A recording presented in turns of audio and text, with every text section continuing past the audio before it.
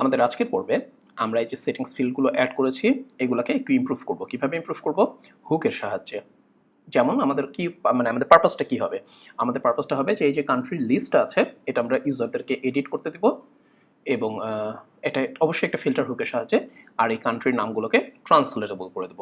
ওকে, চলেন আমরা করি। এটার জন্য যেটা আমাদের দরকার, ধরেন এই যে চেকবক্স গ্রুপ ফিল্ড আছে, বা আলটিমেটলি মনে করেন এই যে এখানে সিলেক্ট ফিল্ড আছে। দেখেন এরা দুইজনে কিন্তু এই কান্ট্রি লিস্টটা ইউজ করছে, তাই না? সো আমরা চাইলে কান্ট্রি লিস্টটাকে বাইরে নিয়ে আসতে পারি, একটা গ্লোবাল ভ্যারিয়েবল হিসেবে রেখে দিতে পারি। ফর এক্সাম্পল আমরা এখানে রাখতে পারি যে কান্ট্রিজ না দিয়ে তখন আমরা দিলাম হচ্ছে PQRC কান্ট্রিজ। এবার আমরা কি করতে পারি, প্রতিটা কান্ট্রিকে আমরা ট্রান্সলেটেবল করে দিতে পারি, তাই না? আমাদের টেক্সট ডোমেইন হচ্ছে পোস্টস টু কিউআর কোড। ব্যাস, এইভাবে আমরা প্রতিটা কান্ট্রিকে র্যাপ করতে পারি।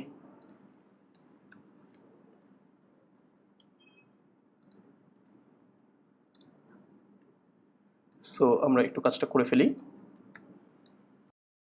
আমাদের ট্রান্সলেট করা শেষ।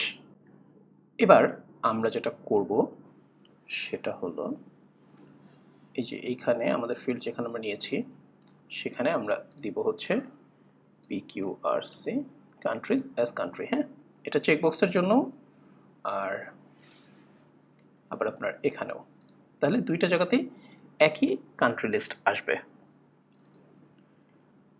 ঠিক আছে, এখন দেখেন আমরা এইখানে এটাকে একটা হুক দিয়ে ইমপ্রুভ করতে পারি। ওকে, কিভাবে ইমপ্রুভ করতে পারি? আমরা যেটা করতে পারি সেটা হচ্ছে অ্যাপ্লাই ফিল্টার্স, এখানে বলে দিতে পারি যে PQRC কান্ট্রিজ, এরপরে আমরা অ্যারেটাকে পাস করতে পারি। ব্যাস, তাহলে আলটিমেটলি যেটা হবে সেটা হচ্ছে ইউজারের হাতে এখন এই কান্ট্রিগুলোকে অ্যাড বা এডিট বা ডিলেট বা আপডেট করার অপশন থাকবে। হ্যাঁ, কেমন করে থাকবে? ধরেন ফর এক্সাম্পল আমরা এখন থিমে আসি একটু। আমাদের থিমে আমাদের এখন কারেন্টলি থিম আছে অ্যাক্টিভ থিম ফিলোসফি। আমরা সেটা ফাংশনসে আসি। আমরা এবার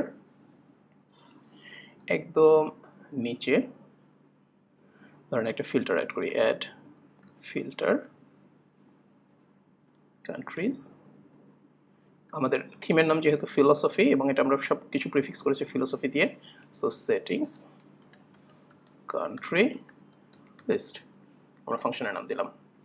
এবার আমরা যেটা করব সেটা হচ্ছে ফাংশন, এখানে কি আসবে প্রথমে আমরা কান্ট্রিজ, কারণ আলটিমেটলি যেহেতু ফিল্টার আমরা তো একটা অপশন পাবোই এখানে। এবার আমরা কি করব, ধরেন আমরা একটা এক্সট্রা কান্ট্রি অ্যাড করব। হ্যাঁ, তাহলে আমরা কি করলাম, অ্যারে পুশ, আমরা কান্ট্রিজের মধ্যে কাকে পুশ করব, ধরেন একটা নতুন কান্ট্রি পুশ করছি, যে মনে করেন সাইপ্রাস। ঠিক আছে, অথবা ধরেন ফর এক্সাম্পল স্পেন।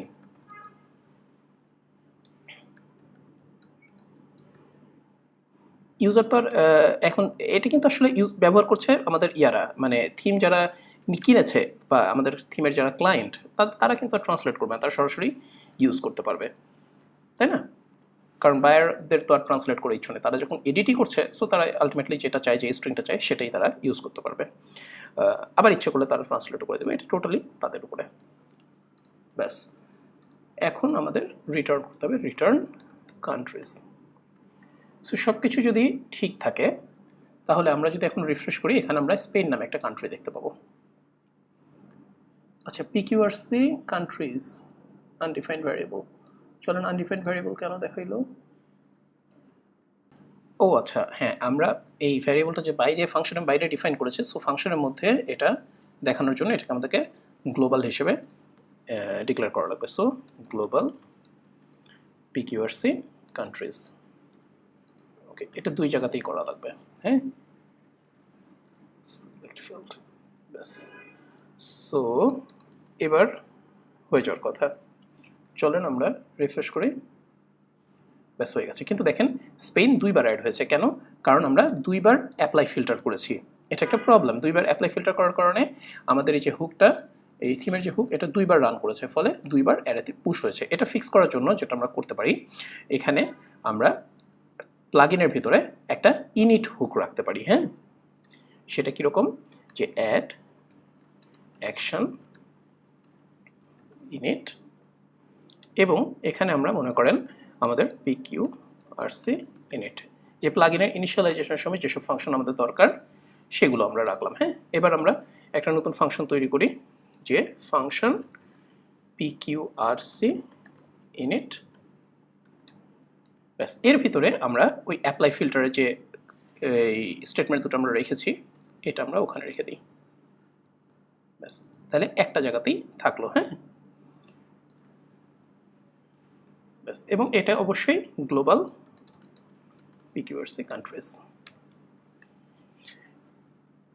এখন এবার তাহলে দেখেন ফিল্টারটা মাত্র একবার অ্যাপ্লাই হচ্ছে, এবং যেহেতু এটা ইনিট হুকের মধ্যে আছে, সো প্লাগইন থেকে এটা রান করবে অবশ্যই প্লাগইনের শুরুতেই, এবং একবার অ্যাপ্লাই হবে। সো আমাদের এবার কোড ফিক্স থাকার কথা। দেখেছেন, এবার কিন্তু স্পেন একবার অ্যাড হয়েছে। ওকে, আর যদি আমরা ধরেন কোনো একটা কান্ট্রিকে এখান থেকে রিমুভ করতে চাই ফর এক্সাম্পল, তাহলে আমরা কিভাবে করব? আমরা সেটা করতে পারতাম হচ্ছে অ্যারে পুশ, এখানে কান্ট্রিজ ইকুয়াল টু অ্যারে ডিফ আমরা ফাংশনটা ইউজ করি। প্রথমে হচ্ছে কান্ট্রিজ, আর এর ভিতর থেকে আমরা এলিমেন্টটাকে বাদ দেবো। সো আমরা আরেকটা অ্যারের মধ্যে সেগুলোকে পাস করব, পাকিস্তান ফর এক্সাম্পল। ব্যাস, এবার হয়ে যাওয়ার কথা। এখন যদি আমরা রিফ্রেশ করি, দেখেন এই কান্ট্রিটা বাদ হয়ে গেছে। সো যে কোনো আপনি যদি চান আরও একটা কান্ট্রিকে বাদ দিতে, ফর এক্সাম্পল ইন্ডিয়া, তাহলে আলটিমেটলি কিন্তু খুবই সহজ, এই যে বাদ হয়ে গেছে। ওকে, বুঝতেই পারছেন যে হুক দেওয়ার জন্য ইউজারের কাছে কতটা সুবিধা তৈরি হলো। ইউজার এখন ইচ্ছা মতো তার এই পুরো কান্ট্রি লিস্টটাকে সে অ্যাড, এডিট, ডিলিট যা ইচ্ছা করতে পারবে। সো অলওয়েজ মাথায় রাখবেন যে আমরা যেন হুক ইউজ করি যতটা সম্ভব, এবং যেসব জায়গায় সম্ভব আমরা হুক ইউজ করবো। রাইট? ওকে।